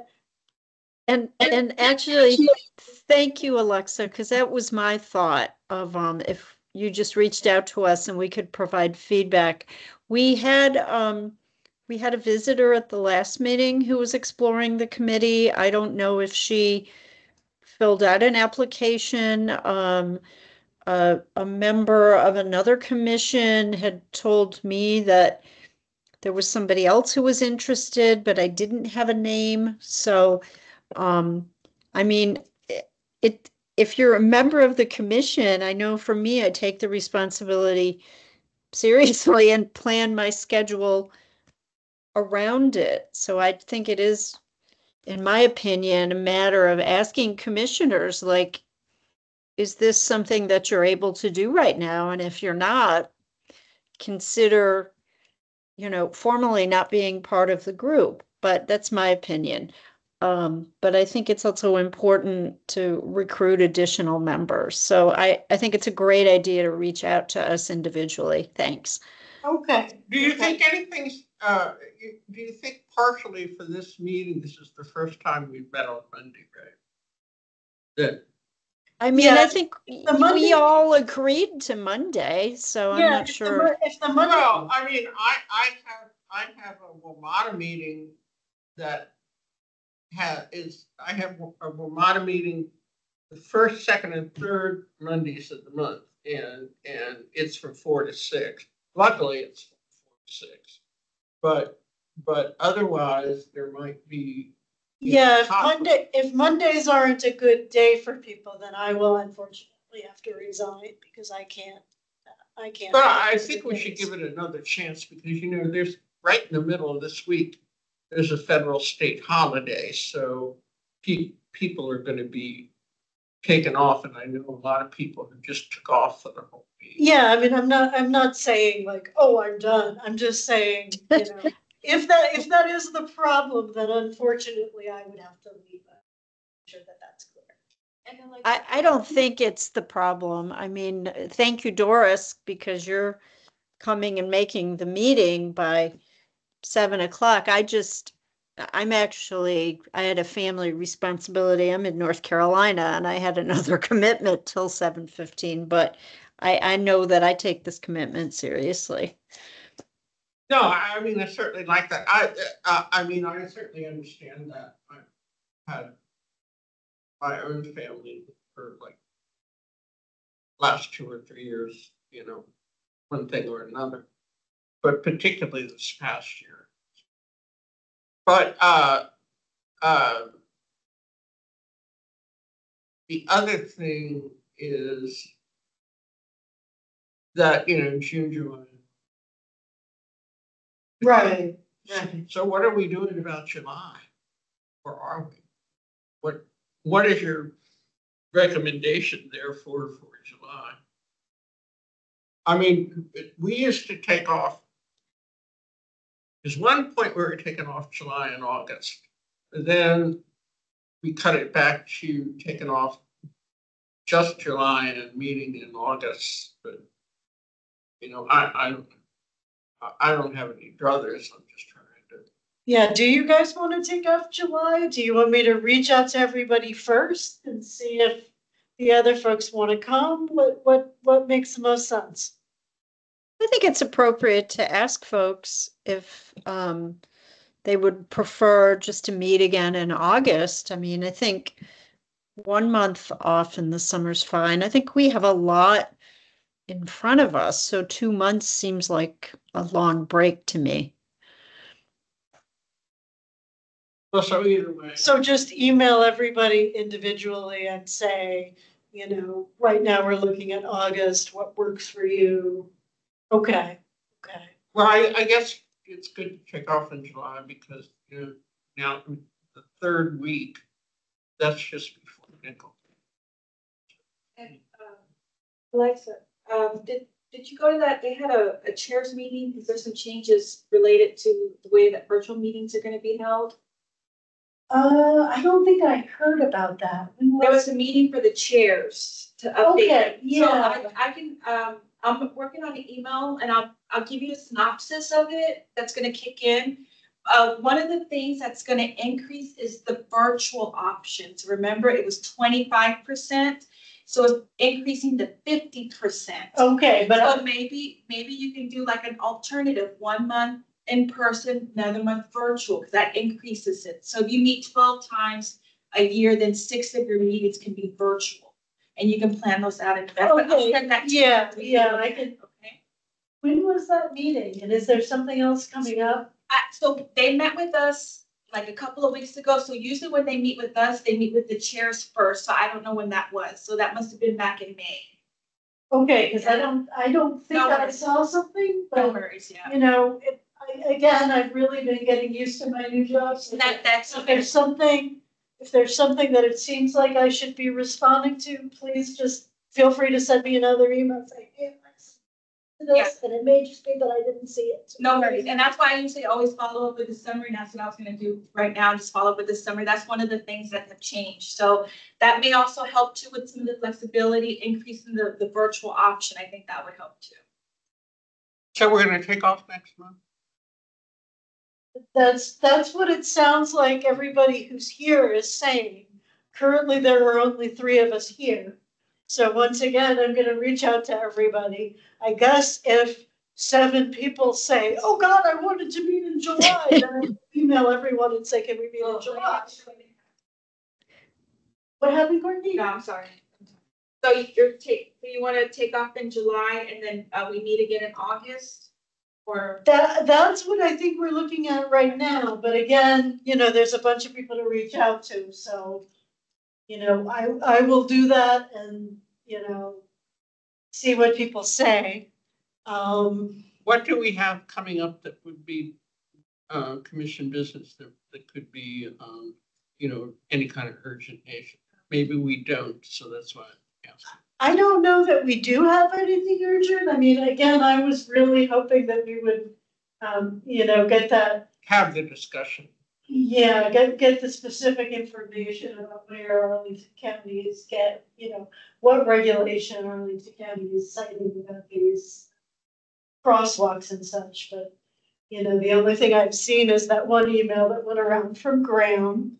The one thing I did notice in the email that went around from Graham that I kind of wanted to call people's attention to in case they didn't notice it, is it looks like, from what he said in his email, that if people like long push on the crosswalk signal, that it will use speech. So I don't know whether that's an acceptable compromise, but I did notice that that was in there. So I was kind of interested in, you know, pointing that out to people and seeing, you know, do we think that that's an acceptable compromise? Do we think that that's a crappy compromise? What is this for? You had said that you feel that for you and for other blind people, the crosswalk. Oh, yeah, so you're talking about the precedent law. Yeah. Yeah, I mean, my usage of, my attempt to use the 14th Street across from where the office is now, I guess it's 15. Yeah, it's 15. To where the hotel is, you know, the DoubleTree. Like if I want to go over there and it's late, and I want to get a cab there or something, I can't.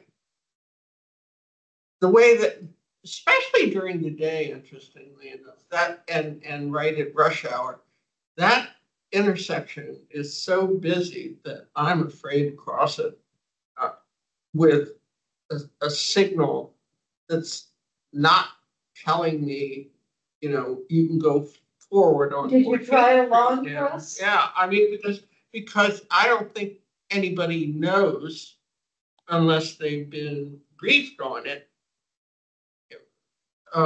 whether that they have to hold it down longer. Did you try holding it down? I mean, it should be just the opposite. I mean, I think the pause idea is crazy. You know, because I don't see any signage that's telling me that there at 14th Street. Do you see signage on the Arlington walk signals that is large enough to see for somebody And they have Braille. Do they have Braille there for somebody who's totally blind? That tells them you have to push a second time to get the instructions. Yeah, I haven't been by to look at one of them. Have you been able to look at one of them, Karen?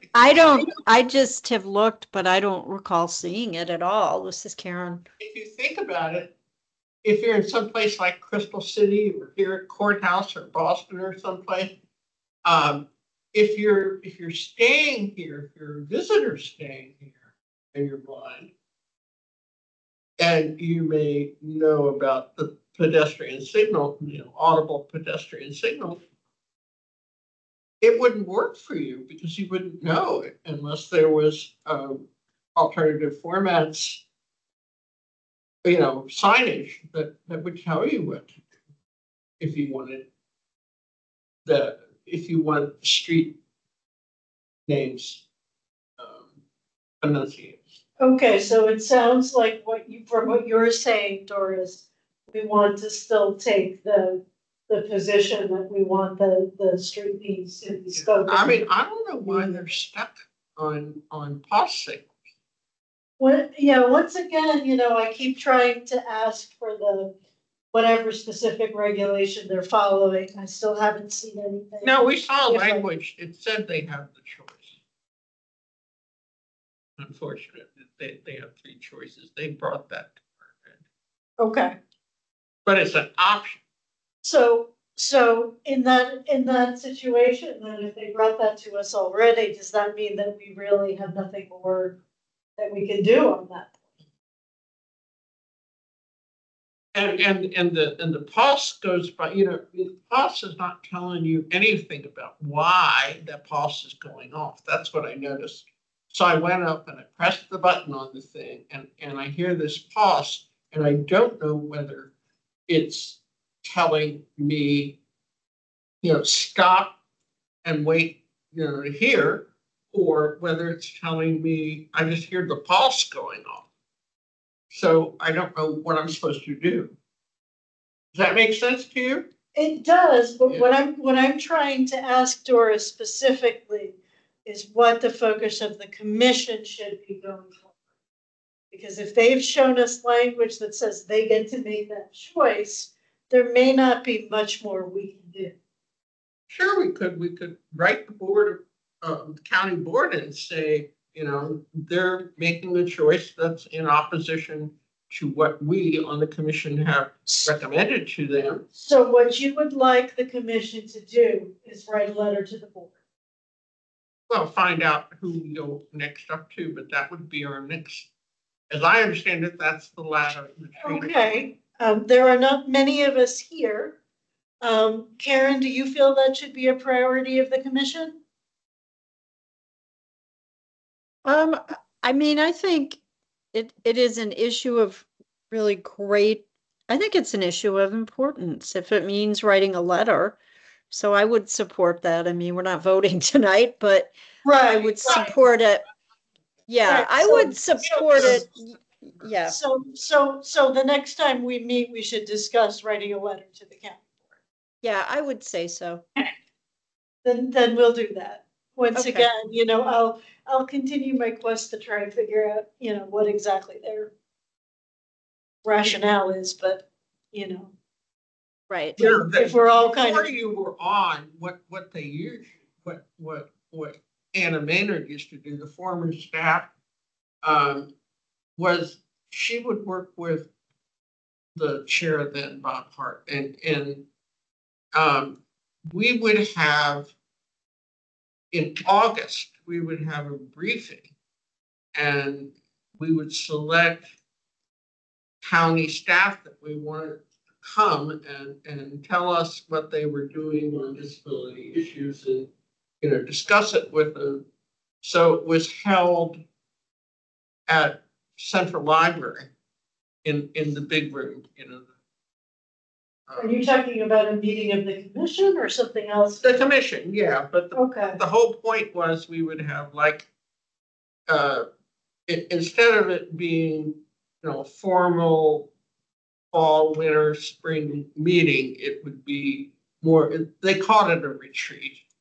Okay. So, and it wasn't, a voting meeting, it was just having several, what we felt were key county agencies or departments come and brief us on, what the work is they're going forward, what their most important priorities were, and how our input could, what our input is to what they're. So I'm struggling the one thing I'm struggling to understand, Doris, is how did we get these people all together presented? Well, I was just thinking, if whether we had it in August or whether we had it later on in the year, to have something like that, get updates from county agencies, even if we did it wrong in the year. Courtney, is there a way that we would do that we would get folks to give us these different briefings? That's what I'm kind of struggling to understand about what Doris is saying. But we haven't figured out what that is. Would go through? Right, so I would just reach out to the appropriate person and invite them for a presentation to see if they're available at one of the DAC. Okay, but am I could be misunderstanding Doris, but Doris, are you saying that various different people from the county would come to present what they're working on, so we would pick who we If we had any questions, we would, but it was so only, so I don't know how you would gather that. It was limited That's to the only thing.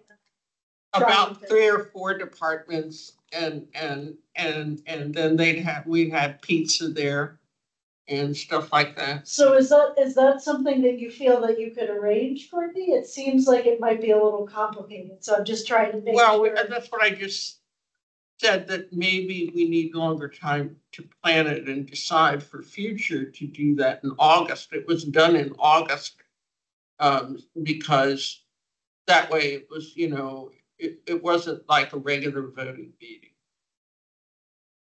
See? And it was just kind of like to prepare us for the next fall coming up. But how did Anna select the different people from different departments? We select the agency we want to hear from. What's priority for us? So basically what we would do at the next meeting is say, is there any agency working on a disability issue that we're interested in bringing in, and have a discussion and decide at that meeting. Well, I guess we should, like you said, hold off on that idea and thresh it out, because I'm just not sure how we would implement it, and I don't want to shove it all in. Yeah, have everybody present us a little Vanna White smorgasbord.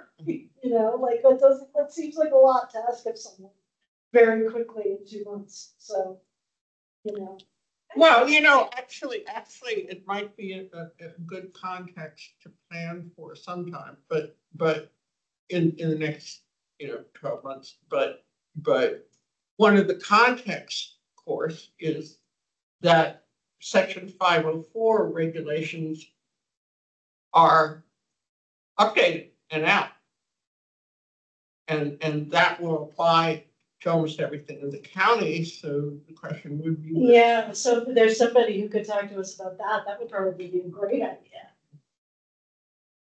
So maybe we need to brainstorm this. Yeah, I think we do. It's around 9 now. Does anybody have any liaison reports or anything?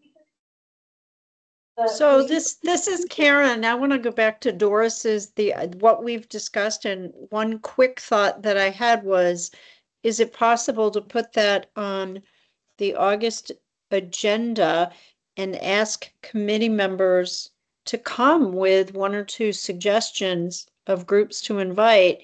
And I would propose that if we invited them, we kind of severely time limited them, but asked them specifically to spotlight, 5 areas of focus for accessibility. And so that if they put together presentations, we could lay them side by side, and we probably would be surprised to learn that some. And is that what you're saying about which agencies we would like to hear from first? Yeah. And what we would like to so that we give guidance to staff about so that they can make kind of a calendar for the next county year.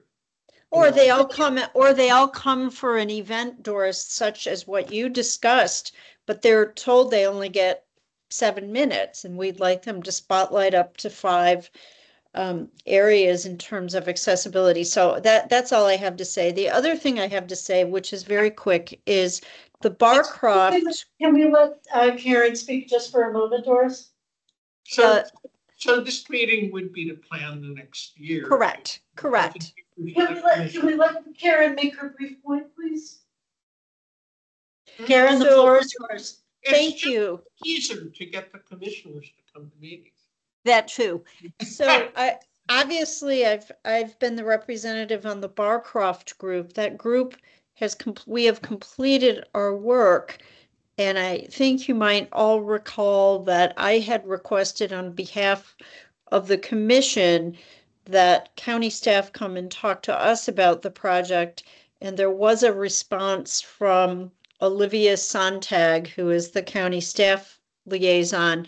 Alexa, you were included, and I'd like to make sure that that letter goes to everybody on the committee, but her response was that she's respectfully declining coming to our mission, and basically most of the other groups that requested, because this information is posted publicly. So just 2 key points. She reiterated that the developer is committed that in the new buildings, so 10% of the units will be Class A accessible. And then when possible, when they're revamping the garden apartments, they're going to be accessible. So she's just advised us. Type A or something else? Type A. Okay. And so, but the long and the short is they declined coming to our meeting, and she also indicated they had declined coming to some other meetings, indicating they don't have the bandwidth. So what I'll do is I will re-forward, I think Alexa, she responded to the 2 of us. So I'll reach back. So are you saying you would like me to send that to Courtney to circulate, or are you saying? I think it should just be sent to Courtney to circulate. And I did not respond back to her. So I don't know if you would like to respond to her or you would like me to. So you can think about that and just. Would you be able to? I can. I was the representative. So.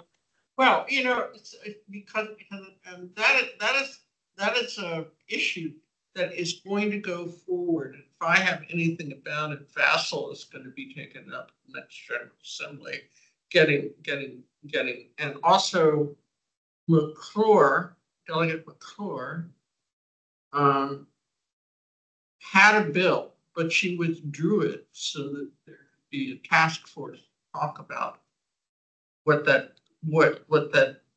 we should be really asking for to get the type A's. And if we get it in the building code, that and if Arlington is willing to carry it, and Fairfax and Alexandria, and I have our counterparts in Alexandria and in Fairfax, I think are willing to carry this forward with us for the whole region. If we can market to if we can get the county board, for example, to recommend it as one of their priorities. That's all we can do as a commission. So I think we need, to just discuss that in August. So, but Alexa, if you can send that to Courtney to share with everybody, and I'll acknowledge Olivia, but I think and that's just Barcroft, but what Doris is referencing is a larger issue that's what it sounds like to me. Yeah, they sound like 2 different issues. And important, so we discuss it in August. So Karen, are you okay with taking point for responding, or yes, yes, I can do it and copy you. Yeah, I can take care of that. Okay, and I will. That's all I have. And I will send it to Courtney. Doris, Okay, that's all I have. did you have any liaison reports? No, Yeah. kind of A thinking we report? should probably wrap up. Oh. You don't have any liaison. Yeah, the only other thing I want to tell you is, I don't know whether you've heard about it from other channels, but we just heard about it tonight. That WMATA has already decided who new contractors for Metro Access are going to be. And they're going to change the contractor for the Metro Access reservation system, for the Central Reservation Center. And that's going to be a big deal. And meanwhile, there have been issues, people being on the phone too long recently, and they're having technical problems. So there's going to be a big change coming. And this is the first we've heard about it. So I can tell you more about it when I know more, except to tell everybody when you make your Metro Access reservation, watch out and see if you have long waits, because they're and they're going to be using texting. So so I just wanted to tell you about that and watch out for it and see what kind of comments, if you want to send them to me or to everyone in the that I could bring back to the Metro Access Subcommittee down there, because that's what the meeting from 4 to 6 was. I was just like stunned that they're going to get new contracts. And they're going to a system where they're going to have 4 contractors to provide the van transportation, which is not quite anything different, except that when they assign trips in the very near future, you could be getting a Challenger vehicle, which is coming from a contractor in Prince George's County or in DC. So that might. So you can see that, and they're going back to a system that was in the 1990s when they had big problems. Are they still going to be working with Red Top and Diamond, or completely different? No, Red Top and Diamond are just doing, Red Top, any taxi cab company is just doing backups so that if your ride doesn't show up and it's an exorbitant wait, they will go to for Red Top. Mm-hmm. Yeah. So okay. But that's not regular rides. Okay. That's not regular rides, but the regular rides could get back up once they change. They're gonna use, what is it called? First Transit or Expressive, it's Robbie Worth's company that they took over Diamond. They're gonna use Challenger in the district, and they're gonna use another company located in Prince George's County. Okay. But they're gonna allow them, when the bookings come, it sounds to me that it is the booking system is going to be similar to the way Red Top and the whole big conglomerate that Red Top has made out of it. You can get a cab that was coming to you from, right now there are long waits, because you could get a cab that was coming to you here in Arlington from Prince William. Right. So it sounds like they're going to do something like that.